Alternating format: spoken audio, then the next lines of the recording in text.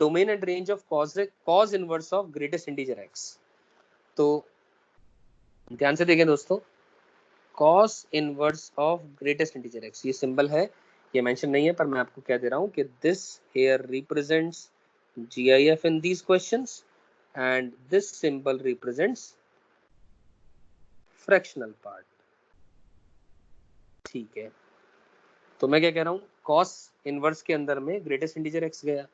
अब हम एक चीज जानते हैं, क्या जानते हैं कि cos इनवर्स के अंदर में जो इनपुट होता है, cos इनवर्स के अंदर में जो इनपुट होता है वो -1 से लेकर के 1 के बीच में होता है। और यहां से हम ये कह सकते हैं, इसका मतलब जो ग्रेटेस्ट इंटीजर x है वो वैल्यू -1 से लेकर के 1 के बीच में रहेगी, मैं ऐसा बोल सकता हूँ। अब ध्यान से देखें दोस्तों, जो ग्रेटेस्ट इंटीजर x है वो greater than equal to -1 but less than और इक्वल टू 1 आया, मैंने ऐसा बोल दिया।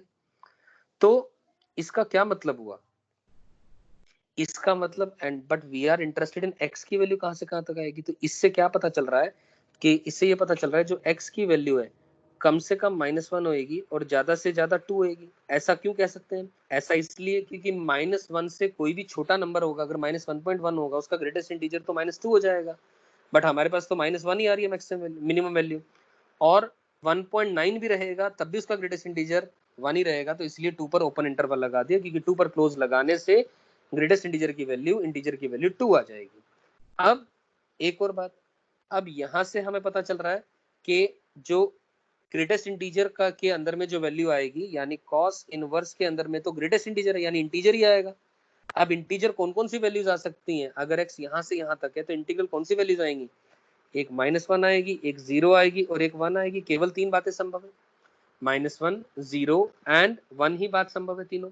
अब आप ये सोच करके खुद से एनालिसिस करके देखें, खुद से दिमाग लगाएं, ग्राफ आपके दिमाग में बैठा होना चाहिए। ग्राफ मैं आपको दिखा दे रहा हूं, लेकिन मैं चाहता हूं कि आपके दिमाग में सभी के ग्राफ बैठा रहे कि कॉज इनवर्स का ग्राफ कैसा था। तो ये रहा आपके सामने ग्राफ कॉज इनवर्स का, ये ग्राफ है। -1 कहां पर वैल्यू, -1 पर क्या वैल्यू आ रही है, 0 पर क्या वैल्यू आ रही है, 1 पर क्या वैल्यू आ रही है, देखने से ये याद आ जाना चाहिए। You getting my point, this one I am talking about this graph. देखो -1 पर ये वैल्यू रही, 0 पर ये वैल्यू रही और 1 पर ये वैल्यू रही। तो बस हमारे सामने ये रहा ग्राफ और हम इसको लिख सकते हैं सारी चीजें। ध्यान से देखें दोस्तों, क्या मैं ग्राफ फिर भी बना दे रहा हूँ आपके लिए दोबारा। हमें पता है ये ग्राफ ऐसा कुछ बनेगा, क्लियर है। So this point is going to be -1, this point is going to be 0, this point is going to be 1। तो कॉस इनवर्स के अंदर में -1 गया तो वैल्यू क्या आएगी, पाई, 0 गया तो वैल्यू आएगी पाई/2, 1 गया तो वैल्यू आएगी 0। तो ध्यान से मैंने क्या कहा था, कॉस इनवर्स का जो ग्राफ है वो एक डिक्रीजिंग फंक्शन है और ये डिक्रीजिंग है भी, और आपके सामने ये रहे इसके आंसर्स। क्लियर है सभी को बात ये, ठीक है ना।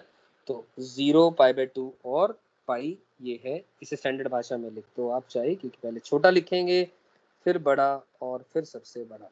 क्लियर, केवल 3 एंट्रीज इसकी रेंज में आएंगी। यहां तक समझ में आती है बात, क्लियर है। तो हमने इसकी डोमेन निकाल ली और इसकी रेंज निकाल ली।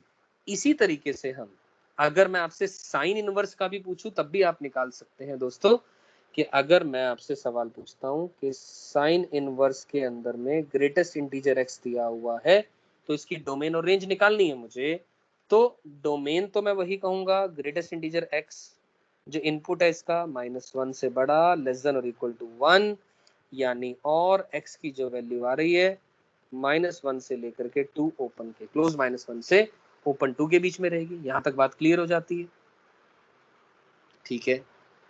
आगे बात क्या करी जाए, तो रेंज के अंदर में फिर दोबारा साइन इनवर्स के अंदर में जो इनपुट होगा -1, 0 और 1 ही रहेगा। अब यहाँ पर ही आपको तब अच्छे से चीजें आएंगी, साथ के साथ ही आपको ग्राफ इसका याद आ जाना चाहिए, ग्राफ बना लेना चाहिए आपको। तो साइन इनवर्स -1 यानी माइनस का पाई/2, साइन इनवर्स 0 यानी 0, साइन इनवर्स यानी पाई/2। तो ये इसकी रेंज के अंदर में 3 एलिमेंट्स आ गए sine inverse of greatest integer x के। समझ में आती है बात ये। तो graph must be memorise, graph याद होना चाहिए। क्लियर है बात, चलिए बहुत बढ़िया। इंक्रीजिंग फंक्शन है ये तो हमें याद है। अगले क्वेश्चन पे आते हैं। अगला क्वेश्चन लिखा है डोमेन और रेंज निकालना है किसका, sign inverse of E power x, sign inverse of E power x. तो ध्यान से देखें दोस्तों, साइन इनवर्स के अंदर में ई पावर एक्स गया, अब ये एक तरीके से कॉम्पोजिट फंक्शन हो गया, फंक्शन के अंदर में फंक्शन है ई पावर एक्स, ठीक है। अब हमें पता है, फिर दोबारा मैं वही बात कहूंगा, ई पावर एक्स की जो वैल्यू है वो -1 से 1 के बीच में ही अलाउड है, उसके लिए क्या एक्स हमें देखना है। लेकिन ई पावर एक्स का ग्राफ अपने को आता है, ई पावर एक्स का ग्राफ आता है कि नहीं आता है। ई पावर एक्स का ग्राफ देखिए मैं बना देता हूँ आप सबके लिए, एक्सपोनेंशियल फंक्शन ये ग्राफ होता है और ई पावर एक्स के ग्राफ के अंदर में ये वैल्यू 0,1 होती है, यानी ई पावर एक्स की जो वैल्यू होती है वो ओपन 0 से इन्फिनिटी होती है, ओपन 0 से इन्फिनिटी। तो इसका मतलब हमें तो ई पावर एक्स की ज्यादा से ज्यादा वैल्यू मैक्सिमम 1 चाहिए, मतलब यहाँ तक आएंगे हम लोग, मतलब केवल और केवल पीछे से लेकर के यहाँ तक की सारी वैल्यू एक्स की इनपुट हो जाएंगी, यानी इन अनदर वर्ड्स मैं ऐसा बोलूं, और x बिलोंग्स टू -इन्फिनिटी से लेकर के 0 क्लोज्ड, ये इसकी क्या आ गई फंक्शन की, इस फंक्शन की ये आ गई डोमेन। कैसे डोमेन आ गई, क्योंकि x कुछ भी नेगेटिव पुट करूं, ई पावर x की वैल्यू कम से कम 0 होगी, और 0 तो इसकी डोमेन में आ रहा है, नेगेटिव -1 से 0 तो ई पावर x का आउटपुट ही नहीं होता, तो इसके अंदर में इनपुट भी नहीं आएगा। तो एज अ रिजल्ट दोस्तों ये तो डोमेन आ गई। अब साइन इनवर्स के अंदर में जो इनपुट गया ई पावर एक्स है, तो ई पावर एक्स का जो आउटपुट गया इन दिस डोमेन वो क्या आ गया, ओपन 0 से क्लोज्ड 1, कम से कम वैल्यू ई पावर एक्स की 0 आ रही है, ज्यादा से ज्यादा 1 आ रही है, तो साइन इनवर्स ऑफ 0 0 पर ओपन इंटरवल आ गया, तो ओपन 0 वैल्यू, 1 कहां पर वैल्यू होती है, π/2 पर, तो π/2 पर क्लोज। सो ये आपका आंसर आ गया, रेंज ऑफ दिस फंक्शन। समझ आ गई मेरी बात, ये क्लियर है। चलिए आगे चलते हैं, अगला सवाल। अब cos inverse of fractional part x या sine inverse of fractional part x दिया हुआ है। अब ध्यान से देखें दोस्तों, अगर हम लिख रहे हैं कॉस इनवर्स के अंदर में फ्रैक्शनल पार्ट लिख रहे हैं, तो फिर से वही बात, फ्रैक्शनल पार्ट एक्स की जो वैल्यू है -1 से 1 के बीच में आनी चाहिए डोमेन निकालने के लिए, लेकिन हम जानते हैं जो फ्रैक्शनल पार्ट होता है उसकी वैल्यू क्लोज्ड 0 से लेकर के ओपन 1 ही होती है, जो कि इसका सब इंटरवल हो जाएगी। तो इसका मतलब ये वैल्यू तो हमेशा ही आ जाएगी किसी भी x की वैल्यू के लिए, तो देयरफॉर जो x है वो बिलोंग्स टू रियल नंबर आ गया, यानी जो फंक्शन की डोमेन आ गई वो x belongs to real number आ गई। यहाँ तक बातें समझ में आती है, इसमें कोई भी कंफ्यूजन नहीं है। देखिए x belong to real number आ गया। अब हमने बात करनी है इसकी रेंज की। अब मैंने जैसा कहा, जो फ्रैक्शनल पार्ट x का आउटपुट, ये आउटपुट है क्लोज्ड 0 से ओपन 1 किसी भी x के इनपुट के लिए, तो कॉस इनवर्स के अंदर में इनपुट क्लोज्ड 0 से ओपन 1 जा रहा है, तो एज अ रिजल्ट इसकी रेंज, अब कॉस इनवर्स के अंदर में 0 गया तो आउटपुट आएगा π/2, कॉस इनवर्स में आपने आप सोच करके देखें कॉस इनवर्स का ग्राफ 0 गया तो आउटपुट आएगा π/2, ये रहा कॉस इनवर्स का ग्राफ, और 1 गया तो आउटपुट आएगा 0, तो 1 पर आउटपुट 0। कॉस इनवर्स का फंक्शन एक डिक्रीजिंग फंक्शन होता है, यहाँ पर ये वैल्यू आएगी और यहाँ पर ये वैल्यू, तो 0 पर क्लोज था तो π/2 पर क्लोज, 1 पर ओपन था तो 0 पर वैल्यू ओपन आ जाएगी, ओपन इंटरवल, यानी ये आपका इसका रेंज हो गई फंक्शन की cos inverse of fractional part x की, राइट।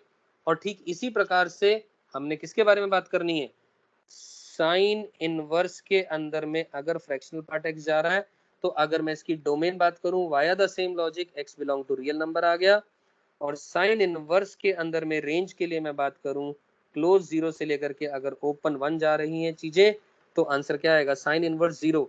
ये तो एक इंक्रीजिंग फंक्शन होता है, तो 0 पर वैल्यू 0 और 1 पर वैल्यू π/2 और π/2 पर ओपन, तो ये आंसर आ जाएगा इसकी रेंज का। आई एम श्योर ये बात क्लियर है।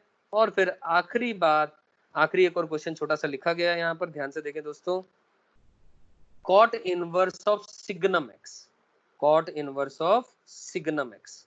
आइए दोस्तों इसके बारे में भी बात कर लेते हैं, cot inverse of signum x. Signum x I am sure आप सब लोग जानते हैं, क्लियर। तो कॉट इनवर्स के अंदर में सिग्नम एक्स गया। अब हम जानते हैं सिग्नम एक्स का जो आउटपुट होता है वो होता है 1 अगर एक्स पॉजिटिव होता है, 0 अगर इनपुट 0 होता है, -1 अगर इनपुट नेगेटिव होता है। यानी इसका जो आउटपुट हो रहा है उसमें तीन ही वैल्यू आ रही है, -1, 0 और 1। सही। तो और कॉट इनवर्स का एक्स अगर आप सभी को ग्राफ याद है तो कॉट इनवर्स एक्स, आइए चलते हैं कॉट इनवर्स एक्स के ग्राफ में x belongs to real number होता है। अब कॉट इनवर्स एक्स का ग्राफ आप सबको याद होना चाहिए, ग्राफ आपने बनाना चाहिए। ये रहा आपके सामने graph, this one is the graph of the cot inverse x. तो x belongs to real number आ रहा है, ठीक है। तो ध्यान से देखें दोस्तों, एक्स बिलोंग्स टू इसमें क्या आएगा, रियल नंबर। तो ये रहा ग्राफ अगर हम बनाना चाहें दोबारा,